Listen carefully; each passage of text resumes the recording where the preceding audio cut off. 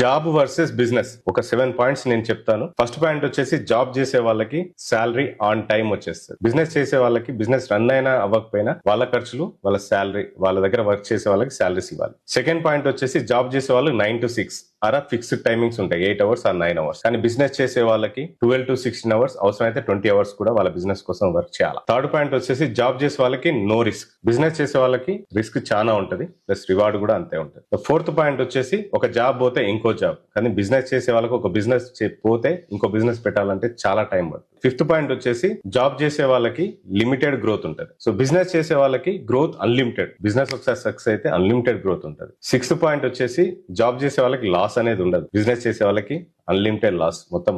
Seventh point వచ్చేసి job చేసే వాళ్ళు ఇంకొకరికి రికమెండ్ చేసి జాబ్ ఇప్పించచ్చు, కానీ జాబ్ క్రియేట్ చేయలేరు. సో బిజినెస్ చేసే వాళ్ళు అన్లిమిటెడ్ జాబ్స్ క్రియేట్ చేయగలుగుతారు. నాకు ఇంతే చాలు, నేను లిమిటెడ్ చాలు తగ్గలుగుతాను, ఎక్కడైనా బ్రతకగలుగుతాను